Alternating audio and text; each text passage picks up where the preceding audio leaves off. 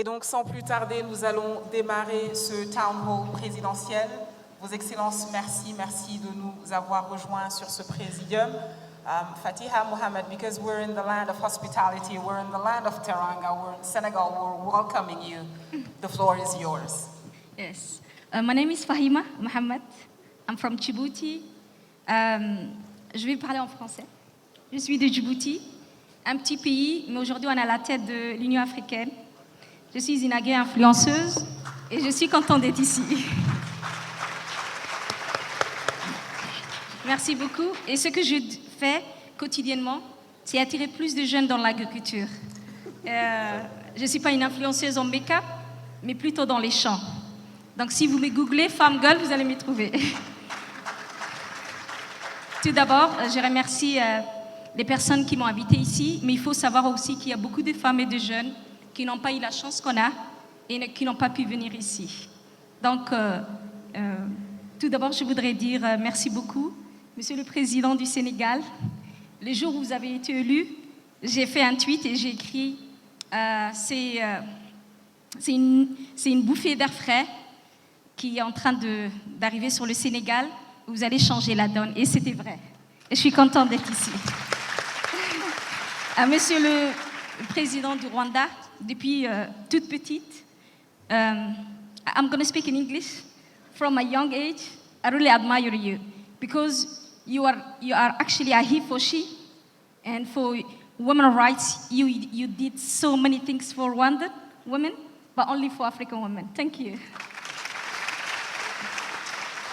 Et aujourd'hui, je suis ici, je n'ai pas beaucoup de temps, mais je suis ici pour dire à toutes les personnes qui sont à la tête des pays africains, l'Afrique pour l'Afrique. Et s'il vous plaît, quand vous parlez de nous, de la jeunesse, s'il vous plaît, donnez-nous une place à la table. Parlez de nous, mais avec nous.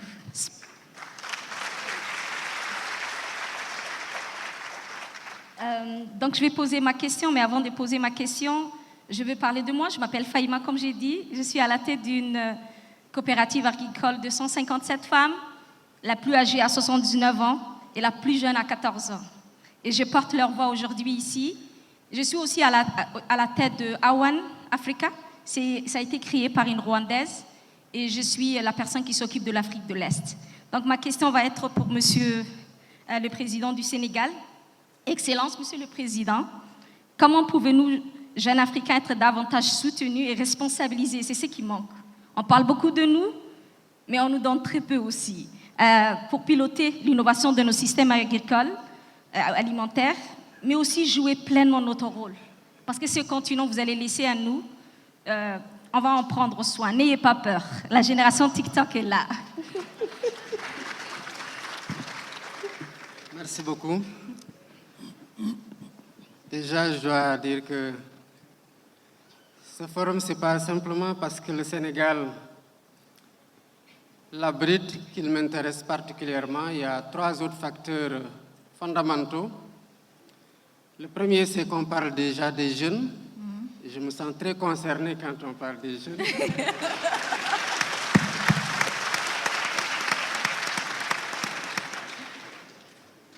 Le deuxième, c'est que si vous regardez certainement sur les réseaux, vous verrez que je suis agriculteur quelque part, avec moins de temps maintenant, certes. Mais je continue à m'intéresser à ce qui se fait dans mon champ quand même. Le troisième facteur, c'est qu'on parle de transformation. Et au Sénégal, justement, nous sommes à l'ère de la mise en œuvre de la vision Sénégal 2050 que nous avons conçue et qui s'appelle l'agenda national de transformation. Il y a des constats qui sont quelque peu contradictoires, si on peut le dire. Nous avons 60% des terres arables, mais 64% des terres non cultivées. Nous avons la main-d'œuvre, à savoir la jeunesse. Nous avons le besoin en termes de nourriture, parce qu'il faut assurer l'autosuffisance alimentaire des 2,5 milliards de personnes projetées en 2050, dont les 600 millions auront moins de 25 ans. Et pourtant, on se rend compte que nous importons énormément pour nous nourrir en Afrique, alors que ça devrait être le contraire au regard du potentiel que j'ai décrit tout à l'heure. Pourquoi alors toute cette main-d'œuvre constituée de jeunes qui ont la force du travail, pour travailler, et dont une bonne partie d'entre eux aujourd'hui ne réussit pas à s'insérer dans le tissu professionnel, ne s'intéressent pas à l'agriculture? C'est la grande question. C'est parce que justement, les jeunes ne considèrent pas, peut-être à tort, l'agriculture comme étant un secteur porteur où ils peuvent se faire de l'argent. Quand on vous suit, parce qu'on vous suit sur les réseaux sociaux, je disais tout à l'heure à AgroBabe qu'il y a quelques années, 2 ans peut-être, je lui ai écrit un message sur les réseaux que nous partageons, sauf qu'elle ne m'avait pas répondu. Mais maintenant, elle va répondre, ça c'est sûr. Hein? Je comprends qu'il y a beaucoup de sollicitations sur ce rapport, mais je l'ai suivi pas à pas, surtout quand j'ai commencé à mettre en place mon champ. Mais ça ne me suffisait pas d'écouter ces conseils. J'ai voulu que nous travaillions sur un plan opérationnel pour exploiter. Mais ce n'est pas encore tard parce que je cherche encore. Là, je l'ai trouvé, je crois. Alors, il nous faut travailler sur la transformation des systèmes alimentaires en nous reposant sur cette force. Mais d'abord, en investissant sur les structures, en travaillant à faire en sorte qu'il y ait une maîtrise de l'eau. Parce que pour cultiver, il faut y avoir des terres arables. Mais nous cultivons 3 mois sur 12 parce qu'on n'a pas d'eau, essentiellement.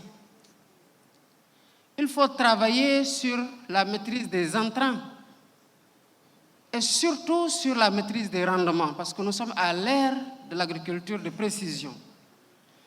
Et davantage mécanisée, mais modernisée à travers l'innovation qui certainement attirera plus de jeunes avec la digitalisation.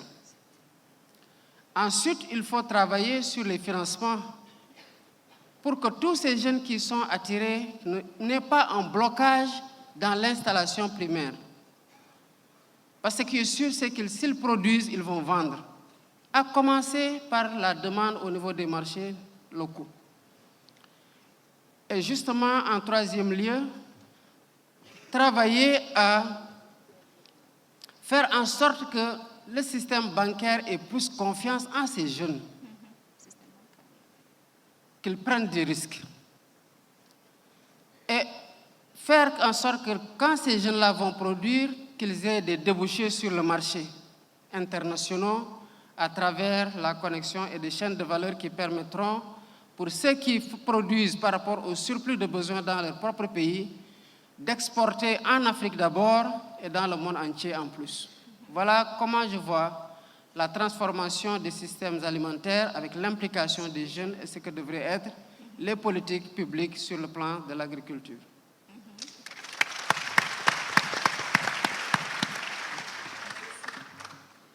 Merci beaucoup, Son Excellence. Merci beaucoup. On va maintenant passer la parole à Claudia. Claudia, on va te demander quand même de retourner dans ta boîte, de retrouver ce message du président d'il y a 2 ans, de faire un dossier complet et d'aller le déposer à la présidence. Claudia, the floor is yours. C'est une catastrophe. Je sens déjà mes abonnés qui vont me dire « Mais qu'est-ce que tu as fait ?»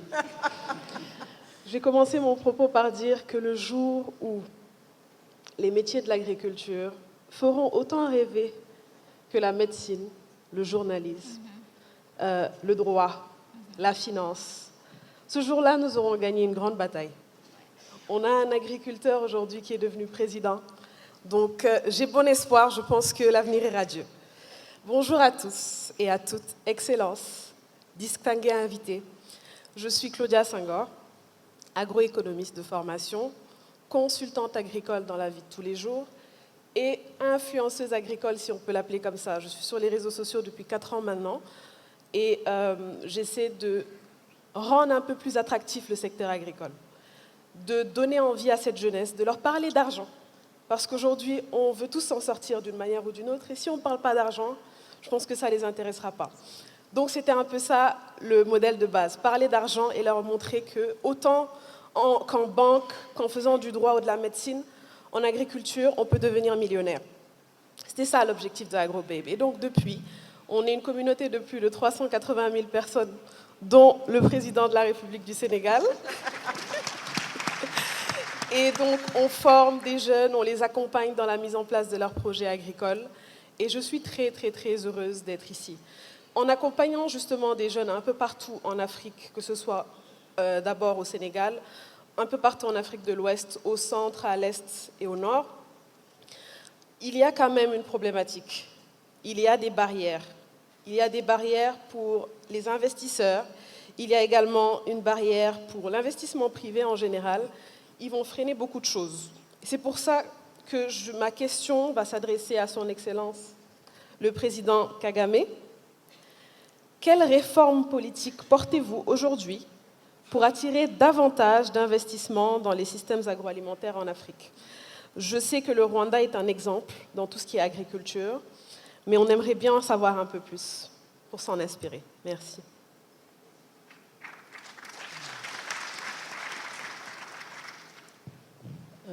Let me first thank our gracious host, President Bassirou Diomaye Faye, for inviting us and hosting us as we are here, and also thank the organizers of the forum, the Food Systems Forum. It's a very important discussion, especially at this time and point,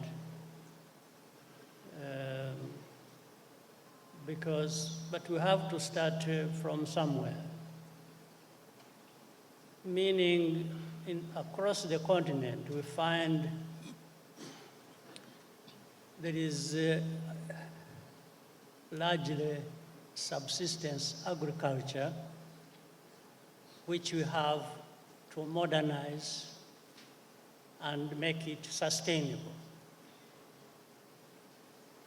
And around that, there are other serious problems that affect us, like climate change.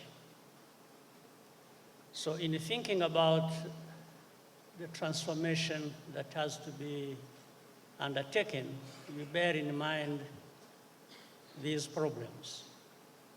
There are problems of funding, there are problems of entrepreneurs connecting with all that.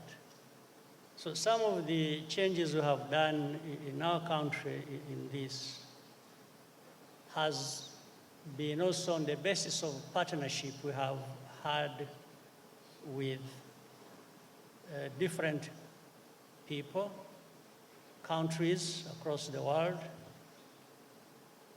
private sector, in order to attract this kind of investment. For example, we have a partnership with the IFC, which has helped Rwanda to create Rwanda Climate Agriculture, Smart Agriculture Initiative Plan, which works across the country and starts with even small farmers, but focused on smart agriculture that is going to be sustainable. But most importantly, we have also mobilized the country to be part of that by understanding that when we're talking about food systems and agriculture thereof and the investments, we're also talking about different problems we have to overcome by changing the mindset of our people. And some of these things have been said before, where one, we are not producing enough. Two, even the little that is produced is sent outside to be processed, and then what comes out of that is sent back to us at so many times more expensive rate. So the transformation, the reforms that have got to be carried out have to start with changing people's minds and practices, and really asking ourselves the questions. In Africa, what don't we have? What don't we know? But there must be something to show for all that. We must show that we know what to do, we have what to do, and there is that abundance that has been talked about of land, of manpower, of the know-how to do things. So the reforms have been built on that. We have also continued, gone ahead and created, it's called Rwanda Ireme Invest, again partnering with different groups from across the world. We created a fund that focuses on enabling people across the country who want to be part of this progress forward. And in fact, the first round of funds came around COP27, where $100 million was mobilized for this fund, and this fund is working across the country to help the farmers to make the changes they want to make with the support of government and external partners in the structures of the food systems activities we have created in our country. And again, I want to thank AGRA and others who have worked with it. I want to acknowledge the former Prime Minister Mariam Desalegn of Ethiopia, who has been very active in overseeing and running this and working with countries like our own, Rwanda, and others across the continent. You can see the results are beginning to be realized, but we need to do much more than we have already done.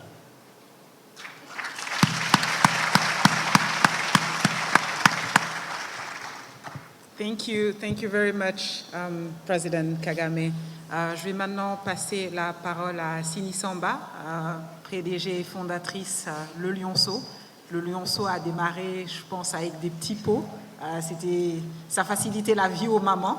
Maintenant, je pense que tu as expand a little bit. Donc, si tu peux te présenter Le Lionceau et ensuite poser ta question. Merci beaucoup. Excellence, Messieurs, Mesdames, bienvenue au pays de la Teranga. C'est vraiment un honneur de porter la voix des jeunes aujourd'hui. Donc, je suis Sini Samba, fondatrice de l'entreprise Le Lionceau. Monsieur le Président, je suis ingénieure agroalimentaire. Je viens de la diaspora et j'ai décidé de rentrer ici au Sénégal pour entreprendre, créer cette entreprise Le Lionceau. Parce que nous croyons qu'un avenir solide commence dès les premières cuillères, donc la nutrition. Aujourd'hui, c'est pourquoi nous valorisons les ressources locales. Nous transformons le mil, le feuillan, le solum, le baobab, toutes ces plantes oubliées qui sont résilientes au climat et qui sont très très riches sur le plan nutritionnel. En tant qu'ingénieur, je ne pouvais concevoir cette situation de voir que dans mon propre pays, qu'on ait d'un côté des agriculteurs qui font face à des pertes post-récolte, de l'autre côté, des enfants qui souffrent d'une forme de malnutrition et bien sûr, comme vous l'avez souligné, beaucoup de produits importés sur le marché. Donc aujourd'hui, nous avons décidé d'apporter une valeur ajoutée sur ces plantes-là. Donc développer des purées, des céréales, des compotes. Et Monsieur le Président, le lionceau, ce n'est pas uniquement ces produits-là, c'est tout ce qu'il y a derrière. Ce sont des jeunes qui innovent, ce sont des femmes qui entreprennent et ce sont des producteurs qui retrouvent leur dignité grâce à notre activité. Aujourd'hui, le lionceau, comme son nom l'indique, est encore jeune, mais il porte en lui la promesse d'un roi, celle d'un futur où nos enfants sont bien nourris, sont en bonne santé et sont prêts à bâtir l'Afrique de demain. Et Monsieur le Président, des entreprises comme le Lionceau, il y en a des milliers de jeunes qui sont prêts à apporter des solutions concrètes pour redéfinir le narratif africain. Aujourd'hui, je suis membre du Conseil national de l'entrepreneuriat, le CNE, et nous nous sommes regroupés en différents consortiums, dont celui sur les chaînes de valeur, sur l'agriculture. Et nous portons aujourd'hui un projet de 330 milliards pour accompagner la vision du Sénégal 2050. Nous venons, Monsieur le Président, avec des solutions concrètes pour vous montrer comment est-ce qu'on peut bâtir ensemble le Sénégal sur les 25 prochaines années, en mettant l'industrialisation locale au cœur de nos activités. Donc ma question à notre cher Président, M. Diomaye Faye, c'est comment est-ce que vous voyez aujourd'hui la mobilisation de ces ressources financières pour accompagner ces investissements-là? Parce qu'aujourd'hui, à travers ces investissements, la volonté, c'est d'avoir la souveraineté alimentaire, la création d'emplois et bien sûr, accompagner ces solutions endogènes, comme vous l'avez mentionné tout à l'heure. Donc je vous remercie, Monsieur le Président, pour l'attention que vous accordez à cette nouvelle génération d'entrepreneurs qui portent une ambition panafricaine au service de notre souveraineté alimentaire. Merci.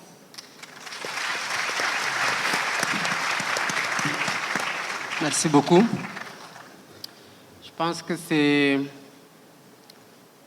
toute la recherche des gouvernants aujourd'hui, particulièrement pour le cas du Sénégal, c'est comment ajouter de la valeur à tous nos produits, qu'il s'agisse du secteur de l'agriculture, du secteur des mines, comme dans d'autres secteurs.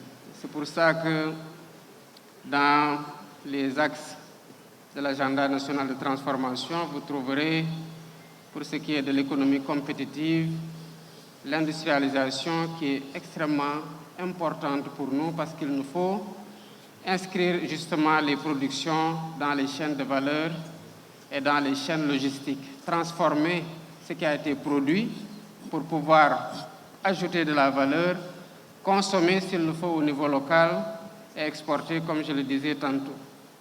Le défi principal reste celui de l'accès au crédit. Je l'ai mentionné tout à l'heure en disant que aujourd'hui, les agriculteurs, le crédit bancaire réservé à l'agriculture n'est que de 3%. Et il n'y a que 10% des agriculteurs qui ont accès à ce crédit. Vous voyez tout de suite la faiblesse du financement de ce secteur, pourtant qui est le mieux à même d'absorber une bonne partie de notre main-d'œuvre et de faire travailler les jeunes. Et c'est ça l'enjeu et l'importance de la transformation des systèmes alimentaires, c'est de faire en sorte que ceux qui doivent s'intéresser à ce secteur puissent être donnés un exemple de réussite pour pouvoir attirer d'autres et susciter un engouement qui va faire prendre au secteur bancaire un peu plus de risques. C'est ça tout le problème, c'est que les banques ne sont pas très portées vers le risque. Et la nature de la tenue foncière dans notre pays fait en sorte qu'il n'y a pas de garantie derrière quand on finance un agriculteur qui n'est pas propriétaire de sa terre.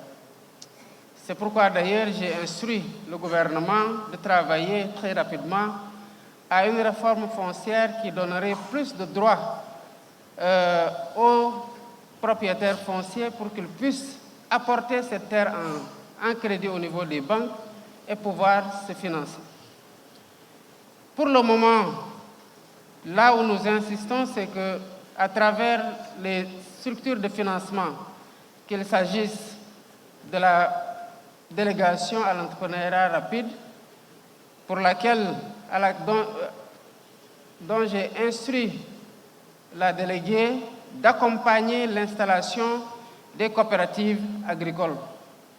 Et sous ce rapport, pour l'année en cours et la prochaine année, c'est près de 3000 coopératives agricoles communautaires qui seront accompagnées par l'ADER, en plus de ce que le ministère de l'Agriculture prévoit de faire. L'agriculture dans notre pays est très marquée par les subventions, à la fois pour la production que pour la commercialisation. Évidemment, c'est un fardeau sur les finances publiques pour lesquelles il devient de plus en plus difficile de supporter, d'autant plus que, comme le soutient le ministre de l'Agriculture et le ministre des Finances, il faut aller vers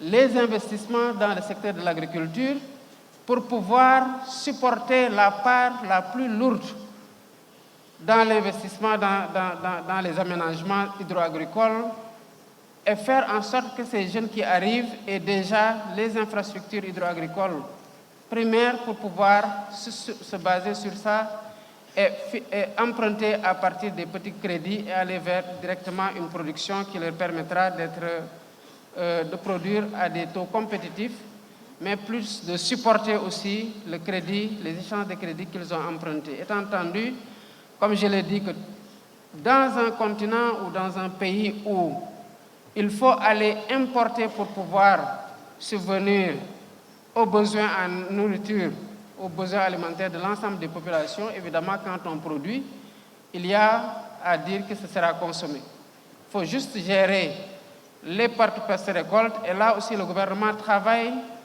et bientôt nous allons lancer d'ailleurs la construction de beaucoup d'infrastructures de stockage avec le privé en s'entend.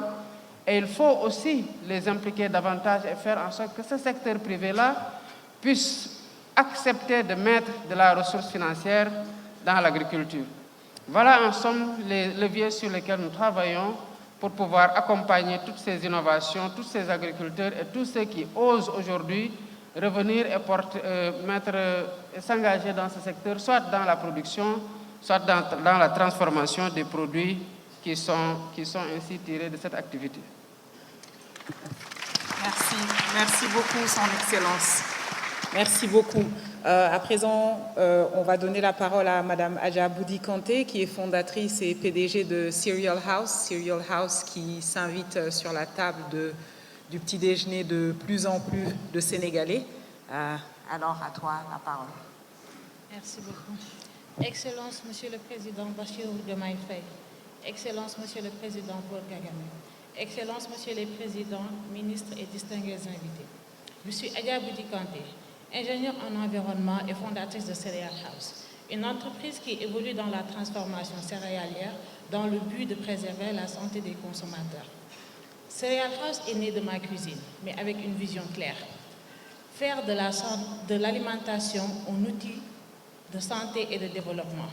Aujourd'hui, Cereal House crée de l'emploi, valorise les savoir-faire locaux, mais aussi aide à lutter contre les maladies non transmissibles, à l'exemple du diabète. Au-delà de mon entreprise, je suis aussi représentante d'une jeunesse africaine, engagée, créative et qui est prête à co-créer l'avenir alimentaire de notre continent. Ma question s'adresse à Monsieur le Président Paul Kagame. Avec Cereal House, on est vraiment tourné vers l'innovation et on aimerait savoir comment le leadership peut soutenir l'innovation dans les systèmes alimentaires. Merci beaucoup.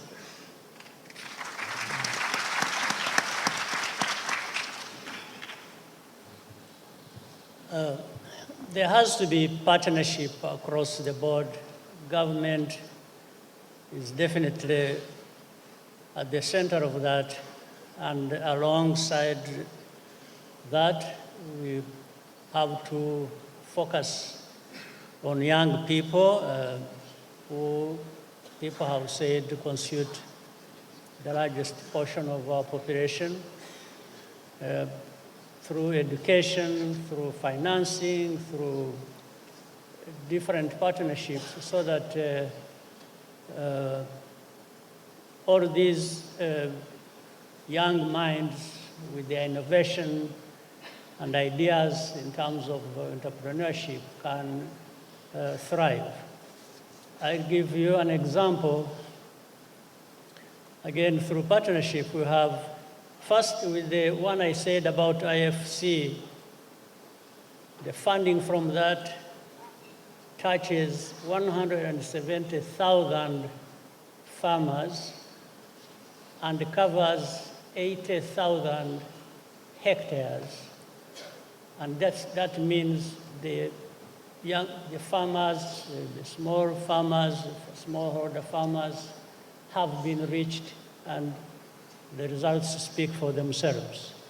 The second part I want to bring up through partnership is what Rwanda and the Howard Buffett Foundation has created in Rwanda, Rwanda Institute of Conservation Agriculture, RICA. And by the way, this institution, the institute, attracts young people from across the continent. It's not just Rwanda. Maybe Rwandans are about 60%, 40% of those young people in this institute come from across Africa. And by the time they graduate, the first degree, they already come out with ideas of entrepreneurship, and the government, maybe also the governments of those young people from the rest of Africa other than Rwanda are also helped in terms of linking them with the finance to do whatever they have developed as ideas and around this innovation that they have come up with. So there has to be, first of all, that connection between institutions, and then there have to be ideas. The skills developed in that institute, of course, becomes value added to now spinning off these available resources that we can put to good use. So I want to tell the young people here, as we address them, the first thing they should know is that they are at the heart of many governments' activities, as I understand also in our own country. But there must be an obligation they feel also as young people. Young people, you must be feeling an obligation. There is no sitting back and waiting until there is a problem and you expect that somebody is going to come and help. But you must be out there actively engaged in doing your part, as then we bring the support of other institutions, including those of government, to partner with you in taking your ideas further than you have already developed. So it's an open field, but it has to come up with the people who are active in search of what to do. Young people must find a purpose that guides them. And along the way, these other efforts are there to partner with you, whether from within or from outside, but mainly the government is interested in making sure that the young people are these resourceful, energetic people who are going to keep growing the country forward. Thank you very much, Mr. President. Thank you. Last but not least, on va donner la parole à Moustapha Sindiaye, le fondateur de Maraz, qui lui est dans la maroquinerie de luxe, et qui parle de maroquinerie de luxe parle quand même de peau, de transformation. Mara, la parole est à toi. Merci Maïmouna. Je pense qu'aujourd'hui, les défenseurs du Women Empowerment et de la cause des femmes seront contents parce qu'il y a 4 femmes contre 1 homme.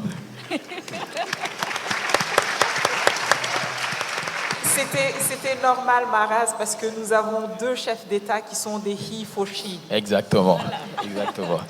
En tout cas, merci beaucoup. Excellence, je suis Moustapha Sindiaye, fondateur de la maison de haute maroquinerie Maraz, qui travaille sur le cuir et les peaux. Nous sommes établis à Dakar, qui est ma ville natale et une des plus grandes capitales de la mode en Afrique, à Abidjan, pour son poids économique et sa forte démographie, et à Kigali, pour ce que Kigali représente comme modèle de développement et de croissance pour l'Afrique, et ce que le président Paul Kagame a fait là-bas en termes d'incitation à l'investissement, mais également de hub pour l'Afrique. Aujourd'hui, mon engagement est fort et il est central. Il consiste à trouver comment aujourd'hui structurer nos chaînes de valeur du secteur primaire au secondaire pour transformer nos ressources locales en moteur de croissance. Beaucoup de jeunes entrepreneurs agricoles et du secteur des industries culturelles et créatives ici présents nourrissent le même rêve. Mais ils se heurtent à 2 problèmes. Un manque de financement adapté et également un manque d'accompagnement technique. Au Sénégal, à travers le programme du PAVI de la DER/FJ, auquel j'ai bénéficié, nous voyons qu'avec un accompagnement financier patient, couplé d'un accompagnement technique structuré, la donne peut changer. Mais nous, jeunes Africains, nous n'avons pas toujours cette opportunité d'être devant 2 modèles pour l'Afrique et pour les jeunes. C'est pourquoi, avant de poser ma question, j'aimerais faire un petit plaidoyer pour ces jeunes Africains, ces jeunes entrepreneurs. J'ai un mentor qui me disait que c'est à la petite échelle qu'on arrive à avoir l'universalité des fonctions. Si vous allez au niveau du centre des expos, juste derrière, où les entrepreneurs africains, sénégalais exposent leurs produits, leur créativité dans tout domaine confondu, vous verrez que ces jeunes ont fini de tester à la petite échelle. Aujourd'hui, ce que nous voulons, c'est que nos États nous permettent de dupliquer en Afrique, pour l'Afrique et vers le monde. Nous avons pu réunir les fragments de notre histoire, de notre culture, et nous avons envie de la raconter au monde entier. Nous avons également aujourd'hui essayé de reprendre cet héritage qui nous a été légué sur notre savoir-faire ancestral, et nous ne voulons pas le transmettre comme tel aux générations futures. Nous voulons apporter notre pierre à l'édifice par la technologie, par l'innovation, par l'intelligence artificielle. Et aujourd'hui, chers gouvernants, la seule possibilité que vous avez pour régler la question de l'emploi en Afrique ne passera pas par le pétrole, ça ne passera pas par la technologie, ça ne passera que par le secteur primaire et le secteur secondaire. Entre l'agriculture, l'artisanat et la pêche. Et c'est pourquoi nous demandons au président Paul Kagame et Bassirou Diomaye Diakhar Faye de faire confiance en la jeunesse. Et que ce que nous demandons aujourd'hui, c'est que les choses ne se limitent plus aux discours et aux slogans. Nous avons besoin d'avoir une idée claire de là où nous allons, de savoir concrètement comment nous pouvons faire pour structurer les chaînes de valeur.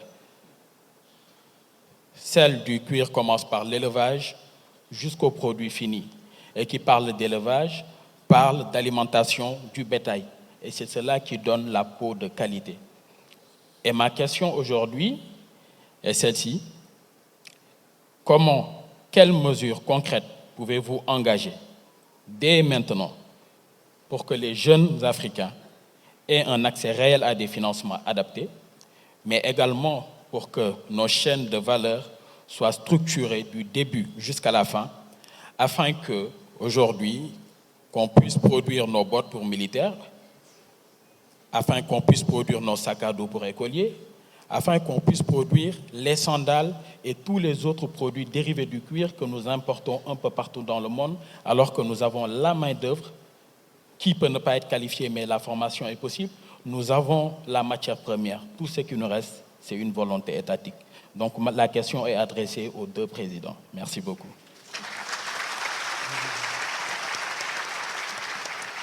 Merci beaucoup.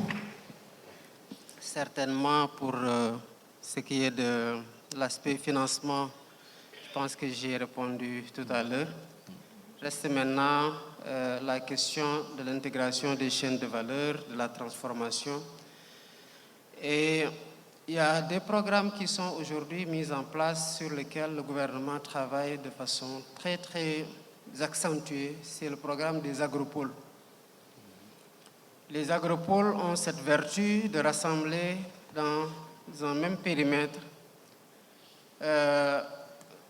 les productions agricoles et alimentaires, la transformation et pour pouvoir alimenter le marché à partir des zones où ces agropoles-là sont localisés, étant entendu que dans chaque zone, ce qui est mis en avant, c'est le potentiel de cette zone. C'est pourquoi nous en avons au nord, au sud, au centre, à l'est et au sud-est. Et ce sur quoi nous travaillons, c'est faire en sorte que la production dont le secteur secondaire a besoin pour la transformation puisse être déjà assez importante pour alimenter à temps plein cette industrie de transformation.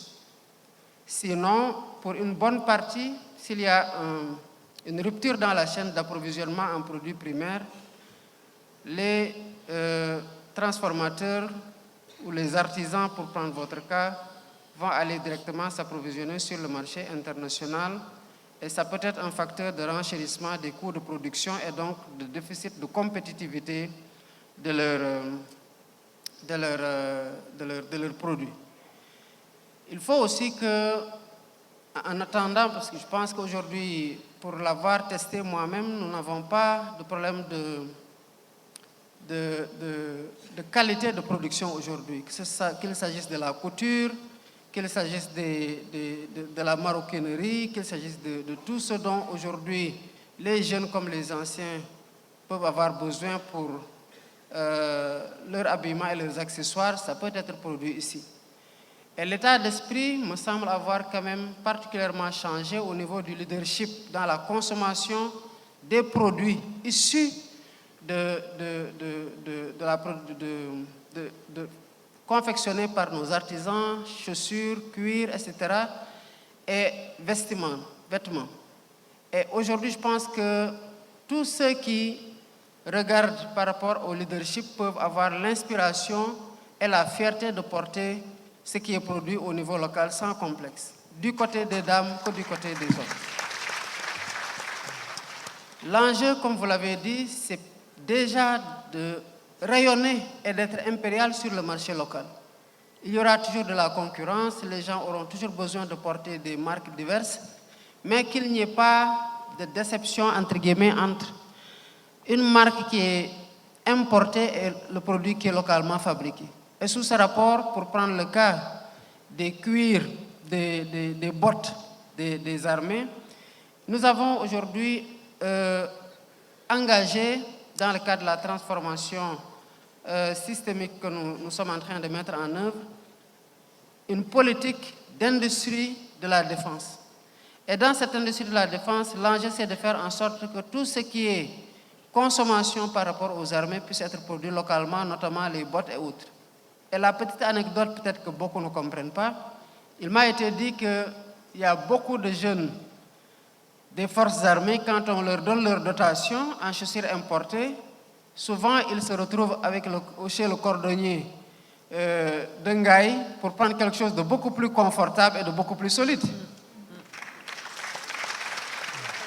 Cela veut dire que si on donne la possibilité à ces cordonniers de produire à grande échelle, évidemment, et de faire en sorte que la commande militaire puisse s'approvisionner là-bas, ces jeunes vont grandir très rapidement. Et le confort qui est recherché par le policier, le gendarme ou le militaire est le même qui est recherché par n'importe quel policier, militaire, gendarme d'un autre pays africain ou même partout ailleurs dans le monde. Donc le potentiel existe. Maintenant, l'accompagnement est là, je pense que vous êtes un exemple. Je citais tout à l'heure la DER avec le PAVI 2, effectivement pour parler des coopératives agricoles. Et voilà tout à l'heure que vous, dans la chaîne de transformation de la valeur ajoutée, la DER se déploie aussi pour financer ceux qui transforment les mêmes produits. Parce que ce que je disais à la déléguée générale de la DER, je le dis, il faut que l'intégration entre l'agriculture au sens primaire puisse être faite avec l'élevage. Parce qu'effectivement, l'agriculteur qui va aller cultiver de l'arachide sera très intéressé de savoir quel est le prix que le gouvernement va retenir pour l'écoulement de sa production de l'année. Mais généralement, c'est le foin qui est beaucoup plus cher que l'arachide qui est en réalité le produit qui a été recherché. Et ce foin-là, c'est parce qu'il alimente au niveau de l'élevage que le foin est aussi cher et qu'il est aussi prisé. Et la transformation même se ressent dans la qualité des services de l'élevage et, comme vous l'avez dit, dans la qualité des cuirs et peaux. Maintenant, cette industrie-là de transformation à petite échelle comme à l'échelle moyenne et à grande échelle est en train d'être implantée progressivement à travers le soutien aux artisans de votre rang qui commencent à se déployer sur le marché international ou sous-régional en tout cas, et à l'implantation à une plus grande échelle pour pouvoir aussi davantage insister sur la formation des talents et des créateurs qui doivent toujours être au diapason de ce qui se fait dans le monde de mieux.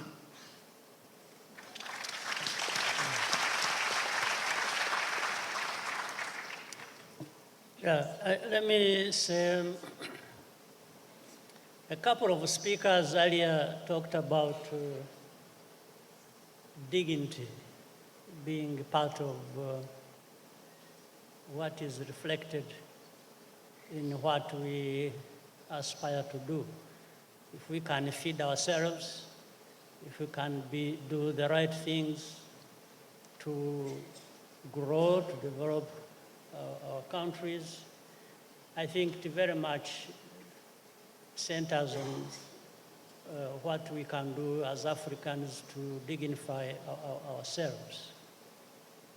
And also this is linked with what is entailed in your question. How do we approach things so that everything doesn't remain at the talking level? Because we have conferences, we have forums, everywhere, we are saying the right things, we are doing, but in the end, what is it that we can measure that we should be able to show has come out of the different efforts people carry out in different places? I think this is where we are still falling short and must work harder to achieve. If we are talking about food systems and food security and so on and so forth, but we continue and having so much arable land and all other resources, water and even technology to serve us where there is lack of or scarcity of certain things. Why don't we do what we know we have to do, or what we have so much said about what we have to do, to make sure that we are able to get results we can measure and know that we have come from here and this is where we are, and it is a reflection of the efforts that people have put into it, based on the need, based on the knowledge, and based on the kinds of partnerships that we talk about every day. If there are resources lacking, we have also seen that through partnerships, some of the resources can be obtained. So we really have to start walking the talk and just move from talking to doing, and then being able to see the results and measure them. And this is a responsibility for all of us. It's first of all primarily governments, of course. That's why governments are there. But it is also every one of us, now including the young people, who rightly make so many demands, but you must make effort to contribute and match the level of demands you are making as well. Yes. So I think if we work together, and we already know what to do, I have no doubt that people know what to do, because the needs we have inform us of what we can do to actually be able to meet the needs requirements. So my appeal to everyone is to take our responsibilities seriously and play our part. And then in the end, once you have done that, you are empowered to even hold others accountable. But you can't hold people accountable when you are not playing your part. So I'm happy that we are here in the company of the young people, and most especially women. Women, by the way, for example, in my country, constitute the biggest percentage of our population. So women are 52%, 51%. Men are 49%. So women are very important.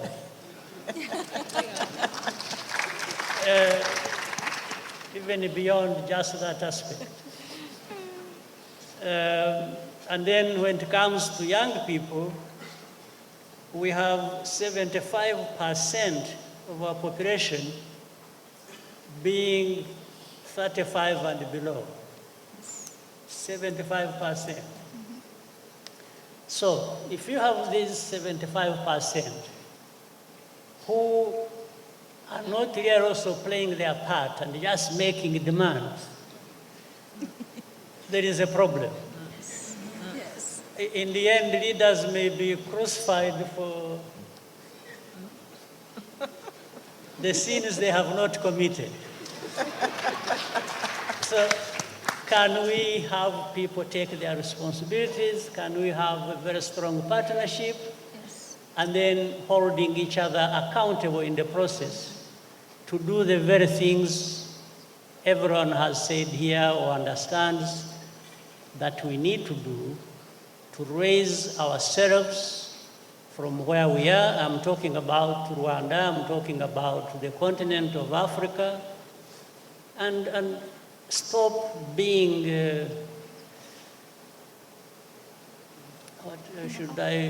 I don't want to exaggerate, but stop being beggars and depending on others.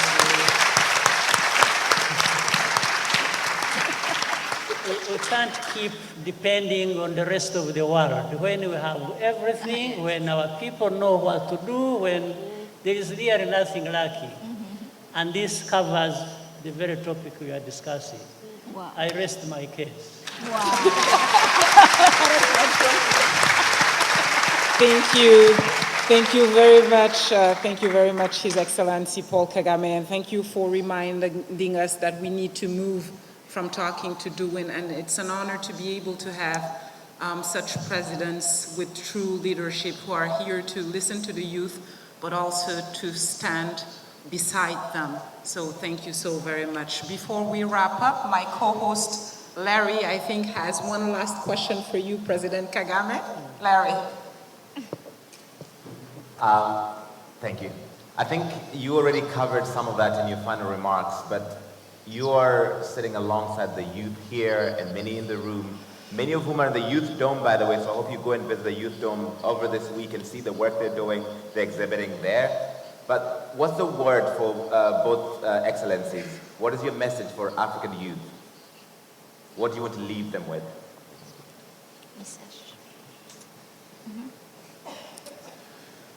D'abord, leur dire que ce que nous considérons en tant que gouvernants par rapport à la part démographique de la jeunesse dans la démographie, le président Paul Kagame donnait des statistiques qui sont en réalité les mêmes aujourd'hui au Sénégal. Un âge médian de 19 ans, moitié de la population âgée à 19 ans, mais 75% ont entre 35 ans et 0. Donc nous avons la même démographie dans les différents pays en Afrique. Et personne ne doit nous convaincre que c'est une bombe à retardement. Personne. Au contraire, c'est en cette jeunesse que réside notre force et l'atout majeur dont nous disposons. Nous devons rendre grâce à Dieu et nous prendre conscience que le problème des autres sociétés qui vieillissent aujourd'hui n'est pas le nôtre. Je suis revenu du Japon où j'ai assisté à la TICAD et à l'ouverture. Le Premier ministre s'inquiétait que dans les 70 ans qui viennent, la population du Japon sera divisée par 2. Les 70 ans qui viennent. Et vous avez aujourd'hui une population japonaise qui a un âge médian de 50 ans, 49,9, là où notre âge médian est de 19 ans.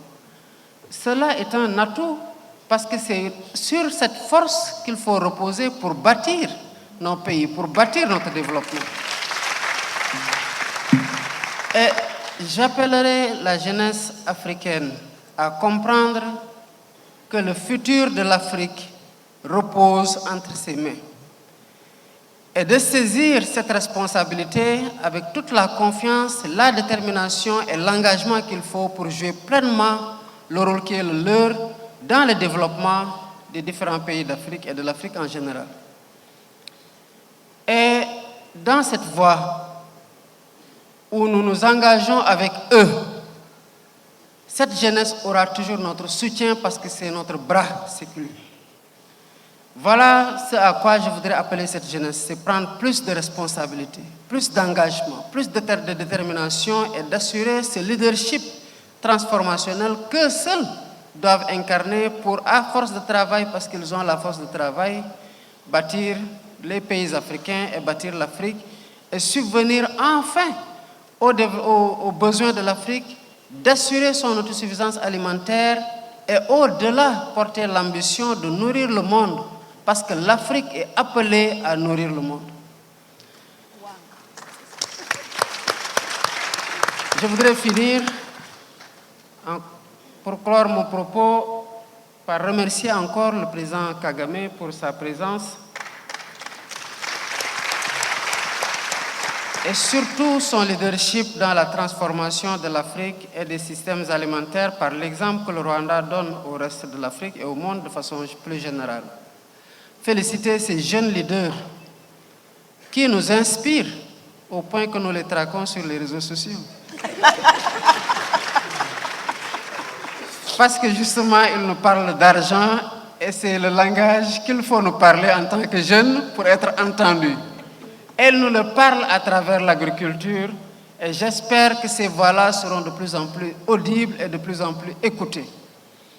Et féliciter et remercier tous les responsables de l'Alliance pour l'AGRA, notamment M. Haïlé Mariam Desalegn et toute l'équipe autour de la transformation des systèmes alimentaires en Afrique pour le remarquable travail que vous êtes en train de faire. J'aurais pu les citer tous dans leurs différentes responsabilités et les fonctions qu'ils occupent.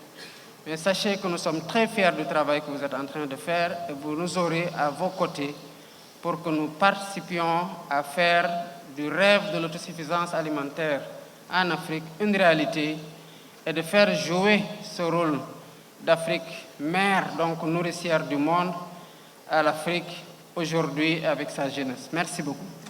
Merci. President Kagame. Okay. I thought you had. All right. Let me start with a short story. About 10 years ago or more, whenever I would have an opportunity addressing our young people in Rwanda, I used to tell them, and people thought it was a joke, but in the end it turned out to be a reality. I used to tell our people that I see young people, whenever there are problems in the country, they want to run away and go abroad. They go to Europe, they go to Canada, they go to America, wherever. And I used to say, first of all, there will always be problems in any country, and there are more problems probably in our continent than others. But I used to tell them, instead of running away and going abroad and leaving your country, let's work together and find a way to resolve our problems, because there are problems everywhere. But at the same time, I used to tell them, I said, in fact, I can predict that in a short time, there will be, where you are going, they will be chasing you back to where you came from. That's about nearly 15 years ago. Now, I think I have been vindicated. So I'm saying this to remind us that there are problems everywhere. In Africa, in Rwanda, there are problems. There's no question about it. We need to address those problems. But we would rather concentrate on dealing with our problems than running away from them. So the young people, my simple message to you is, let's not run away from problems. Because even where you run to, you will find problems. Maybe more problems. And especially when they send you back where you came from. So, but alongside that, young people find a purpose, know there are going to be problems, try and fail, but don't fail to try. I thank you. Wow. Thank you. You know, President Kagame said, you predicted 15 years ago that they would be chasing them back, sending them where they came from. Is that why you're accepting them? You're accepting the migrants the UK does not want, the migrants the US does not want? Yeah, in fact, in accepting them, by the way, we started also some time back, maybe it was 2018 or 2017. We started accepting the people from Libya. We still run that program to this day from 2018. Right. People from all different parts of the continent, especially, are brought. We are now working with the IMO and the UNHCR. They bring them to Rwanda, process them, and those who want to go back home, they go back home. Those who have where else to go that is acceptable to the countries that take them, they go. And by the way, some of them, those who don't want to go back, those who don't have anywhere to go, we settle them in our country, meaning we accept them. Right. So it has been a kind of principle we have applied also from the lessons we have learned as a country. We have learned many lessons. And for me, the person you see here in front of you I was a refugee for 24 years, living in a refugee camp. So I understand the pain of if we can, contribute even a small thing towards people who are being running all over the place and have nowhere to go. Within our limited means, we still try to do something. All right. We took a short detour there, but thank you so much. This has been exceptional, and I think President Bassirou Faye is actually quite funny. I don't know if you realize that. And speaking of inspirations, he is a true sign of possibility in Africa, indeed. right? Yes, indeed. That's all I have to say. Merci beaucoup. Monsieur le Merci Président. pour une conversation exceptionnelle. Nous avons entendu des voix jeunes, audacieuses, porteuses d'idées, de solutions concrètes. Nous avons vu des chefs d'État qui sont des vrais Hifoshi, qui sont à l'écoute, qui sont engagés, prêts à co-construire avec une génération qui ne demande qu'à agir. À son Excellence, Monsieur Bassirou Diomaye Diakhar Faye, à son Excellence, Monsieur Paul Kagame, merci pour votre présence. Pour la cause, Président Kagame.